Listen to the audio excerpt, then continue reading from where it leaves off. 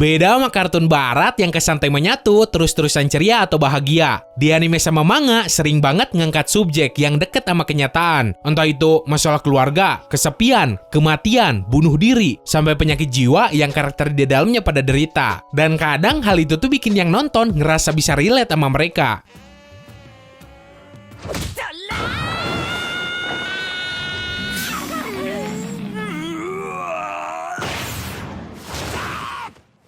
Nah, berhubung di sini konteksnya gue ngomongin soal latar belakang, udah jelas nih video ngandung spoiler atau bocoran. So, seandainya lu suka sama pembahasan ini, kayak biasa, lu bisa tinggalin like, terus share juga videonya ke yang lain. Dan buat yang belum subscribe, silahkan, lu bisa langsung tampar aja tombol subsnya. Karena kalau gitu, nanti gue doain deh, lu semua bisa dapet harem.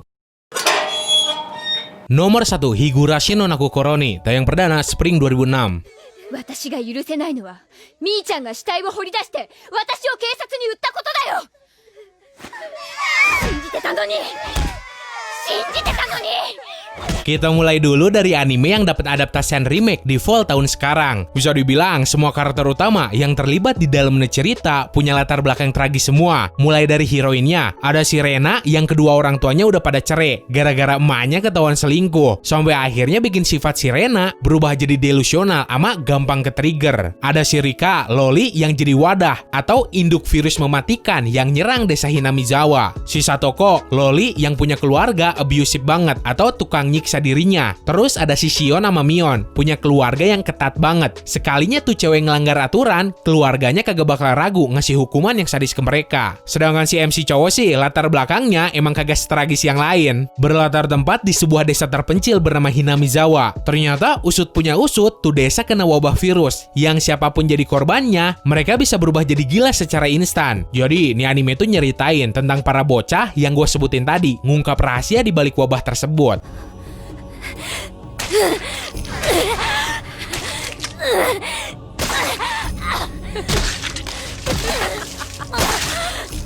Nomor 2, Plunderer, tayang perdana Winter 2020. 何でもありの戦争だ。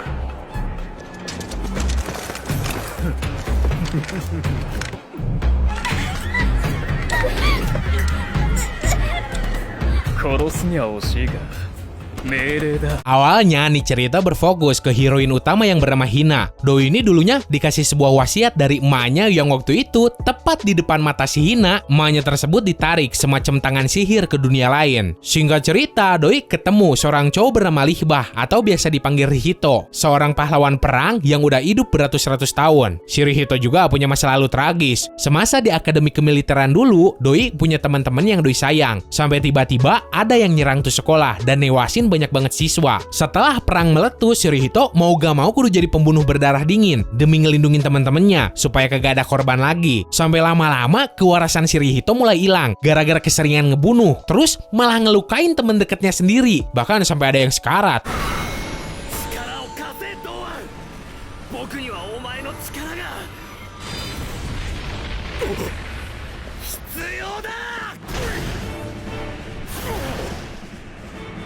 Nomor 3, Mahou Shoujo Side, tayang perdana Spring 2018. どういうこと？てめえその銃どこで？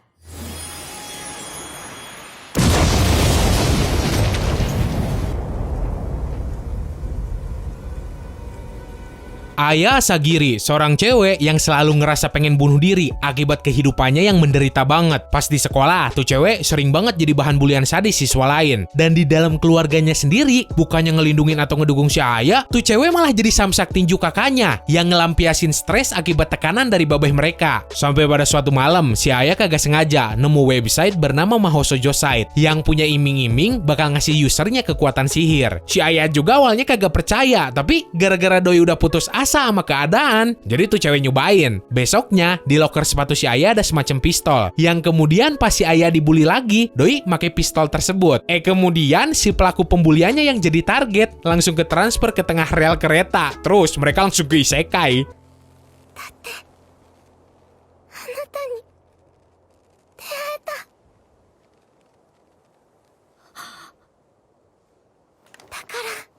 Nomor 4, Kyoko Suiri, tayang perdana Winter 2020.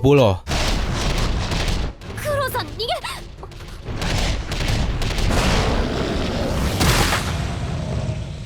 Anime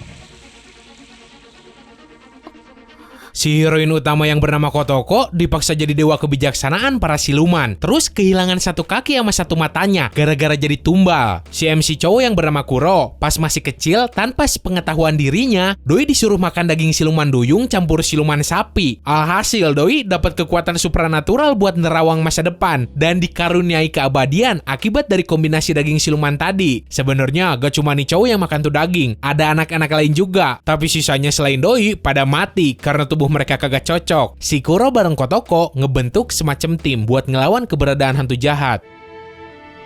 嘘から生まれた怪物は嘘によって滅びる。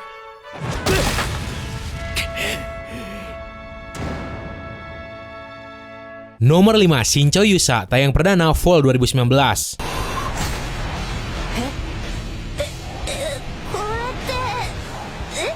くらえアトミックスプリットスラッシュ Ryuguin Seiya, seorang cowok yang udah 2 kali masuk isekai buat jadi pahlawan yang nantinya ngalahin Raja Iblis. Pas dipanggil, si Seiya ini ternyata punya sifat parnoan yang luar biasa gede banget. Pas ngelawan monster level rendah macam slime aja, tuh cowok kagak bakal ragu ngeluarin jurus terkuatnya. Nah, dibalik sifat paranoidnya itu ternyata tersimpan alasan plus masa lalu yang tragis banget. Jadi dulu pas si Seiya pertama kali dipanggil ke isekai, doi jadi pahlawan yang humble, terus ceroboh banget, nganggap enteng musuh-musuhnya. Udah gitu kagak pernah naruh curiga ke orang lain. Karena sifat naibnya tersebut, si Seiya kemudian gagal ngalahin Raja Iblis. Terus teman-teman separtinya pada dibunuh, termasuk pacarnya yang waktu itu lagi hamil anak si Seiya. Karena alasan tersebutlah sifat tuh cowok berubah drastis banget.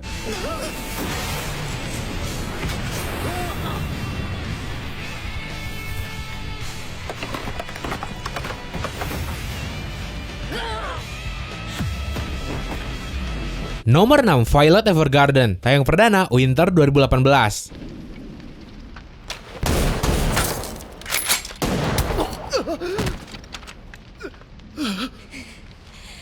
Gua tahu lu pengen bilang apa. Nyih, apaan anime nulis surat doang, serunya di mana? Udah berisik njir. Yang jelas gue suka sama nih anime. Jadi si Violet yang jadi tokoh utama di cerita ini, sebelum jadi penyedia jasa buat nulis surat, nih cewek adalah seorang budak. Sampai akhirnya doi diadopsi sama seorang tentara bernama Gilbert. Sebagai budak, dulunya si Violet udah dilatih jadi alat buat ngebunuh. Terus tuh cewek juga kagak punya perasaan. Setelah diadopsi pun doi malah masuk ke militeran. Terus jadi tentara berdarah dingin di sana. Tragis, si Gilbert yang jadi pengasuh sekaligus panutan si Violet gugur di tengah peperangan. Dan pesan terakhirnya ke si Violet adalah aku mencintaimu. Tapi berhubung si Violet kagak tahu apa itu cinta, makanya setelah perang selesai, doi ngejalanin hidup dengan nyari apa makna dari kata cinta. Aiって何ですか? Aiって何ですか? Nomor 7, Magi Series, tayang perdana Fall 2012. 極大魔法極大魔法極大魔法極大魔法 Ada si Alibaba, anak seorang raja, tapi gara-gara doi lahir dari rahim seorang selir, tuh cowok kagak pernah diakuin sebagai keluarga kerajaan. Terus dibuang ke pemukiman kumuh bareng emaknya. Sampai akhirnya emaknya tersebut meninggal tanpa sekalipun ngerasain kebahagiaan di kerajaan. Ada si Sinbad, anak dari seorang prajurit tangguh yang udah berjasa banget. Kerajaan yang babehnya bela beserta penduduknya malah ngehina babehnya si Sinbad dengan alasan babehnya tersebut nolak ikut perang lagi. Sampai akhirnya dihukum mati. Inti cerita nih anime nyeritain tentang para kandidat raja yang berhasil naklukin semacam dungeon yang diisi sama jinnya si Solomon. Siapapun yang bisa naklukin dungeon tersebut, nantinya mereka bakal dapat harta melimpah sekaligus kekuatan dari jin penjaga.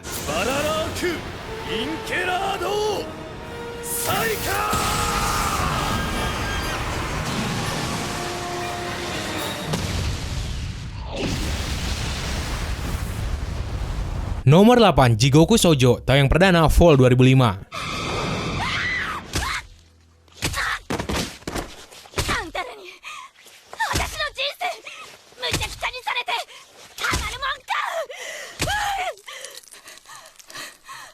Sedari bocah, seorang cewek bernama Ai Enma kagak pernah ngerasain yang namanya kebahagiaan. Nih cewek dulunya tinggal di sebuah desa terpencil. Pas di situ banyak banget bocah lain yang ngebully Doi. Dibilang anak setan lah, dituduh penyihir. Sampai suatu ketika si Ai ini dijadiin tumbal sama penduduk desa tersebut buat jadi persembahan dewa gunung supaya hasil panen tuh desa bisa subur. Jadi nantinya si Ai bakal ditinggal di tengah gunung sampai mati kelaparan. Untung orang tua sama sepupunya yang bernama Shentaro masih peduli sama Doi. Dan selama 6 tahun ngurus si Ai ketika di pengasingan. Sampai kemudian penduduk desa ngerasa curiga. Mereka mikirnya kenapa kok hasil panennya tetap ampas padahal udah ngasih tumbal. Terus kebongkarlah rahasia si Ai yang selama 6 tahun masih hidup. Mulai dari sana mah orang tua si Ai dibunuh penduduk desa. Terus si Ai-nya sendiri dikubur hidup-hidup. Sedangkan si Shentaro malah ngehianatin si Ai dan jadi orang pertama yang ngubur tuh cewek. Otomatis lah si Ai ngerasain dendam yang kuat banget. Sampai kemudian tuh cewek bangkit jadi semacam roh gentayangan. Terus ngebakar seisi desa bareng penduduknya. Sisanya mah lu bisa langsung tonton animenya. Biarpun anime lama, tapi ini anime bagus banget nyir.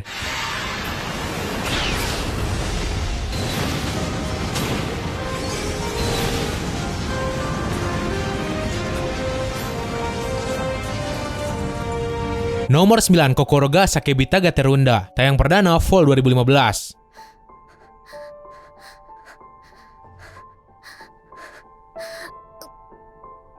見られた。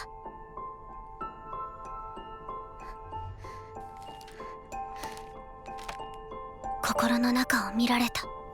Awalnya, si tokoh utama di dalam cerita yang bernama Junaruse punya kepribadian yang ceria banget, terus demen banget ngomong alias cerewet, plus punya sifat naif dan gampang percaya sama orang. Sampai pada suatu ketika, kenaifan dan keemberan mulutnya bikin ikatan di dalam keluarganya kepecah belah. Berhubung si Jun ngelihat babenya sendiri keluar dari hotel bareng cewek lain, padahal emak kandungnya masih ada. Dengan kata lain ya, babenya itu selingkuh. Dengan polosnya, si Jun ngadu ke emaknya pas di rumah. Otomatis lah mereka cerai. Nah, yang bikin gue gak habis pikir kenapa orang tuanya malah nyalahin si Jun. Mereka nganggep kalau seandainya si Jun kagak cerewet, hal itu tuh kagak bakal terjadi. Padahal kalau dipikir pakai logika, ya salah orang tuanya sendiri anjir kenapa selingkuh. Karena trauma, si Jun kemudian jadi sosok yang pendiam dan kagak pernah ngomong. Kalau sekalinya Doi ngomong, perutnya bakal ngerasain sakit yang luar biasa akibat trauma dikatain penyebab perceraian orang tuanya.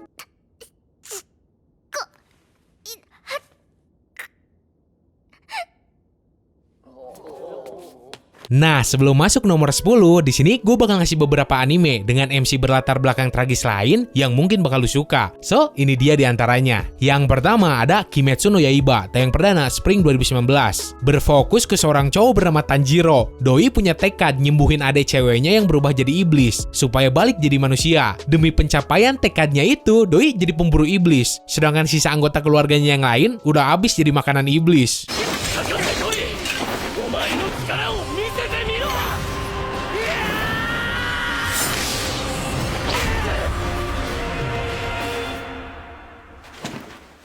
Selanjutnya ada Vinland Saga, tayang perdana Summer 2019. Thorfinn, seorang cowok yang kehilangan babenya gara-gara ketololannya sendiri. Jadi babenya itu dibunuh sama para perompak. Singkat cerita, si Thorfinn naruh dendam ke pemimpin para perompak tersebut dan bertekad ngebunuh tuh orang. Ironisnya si Thorfinn malah diasuh sama para perompak tersebut sampai gede.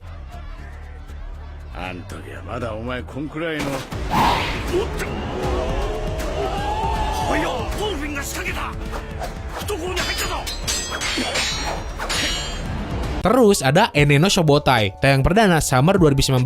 Shinra Kusakabe, emaknya jadi iblis api, adenya malah jadi antagonis.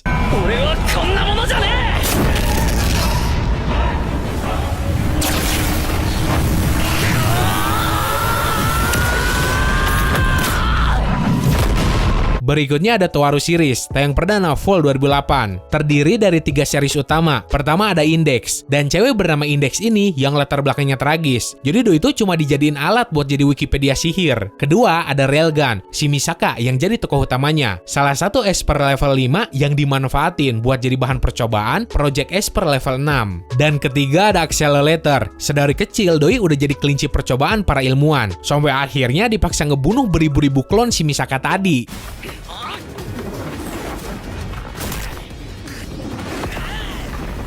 Kemudian ada Okami Kodomo, tayang perdana Summer 2012. Kebayang nggak gimana rasanya lu punya bapak seorang siluman serigala? Pada suatu ketika, karena insting berburunya, siluman ini malah berubah jadi serigala di tengah kota. Otomatis lah orang pada takut. Terus tuh siluman didor sampai mati. Tragisnya doi ninggalin seorang istri plus 2 anak. Yuki, ame.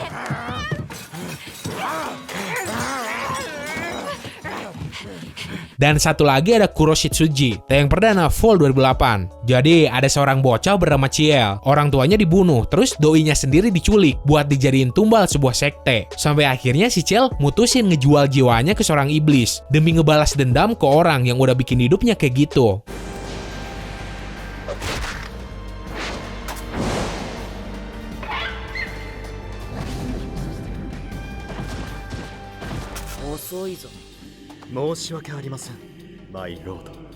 Nomor 10, Owari no Seraph, tayang perdana Spring 2015. まずは君から味見。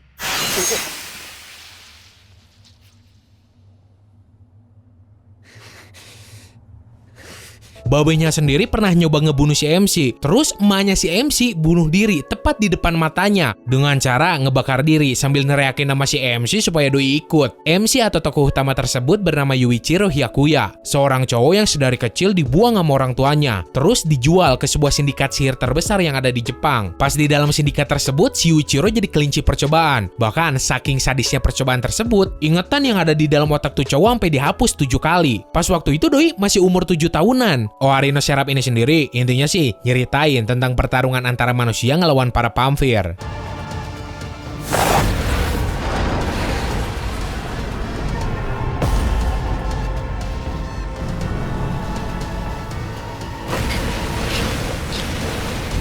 Oke, segitu aja buat hari ini. Sebenarnya kalau lu pengen nyari anime yang nasib tokoh utamanya kayak yang gue sebutin sebelum-sebelumnya, lu tinggal tonton aja anime shonen. Sebagian besar pasti backstory-nya sad semua. So, semoga lu enjoy dan bisa nambah informasi lu seputar dunia anime manga. Sekian dari gua, sorry kalau ada salah-salah kata. Bye!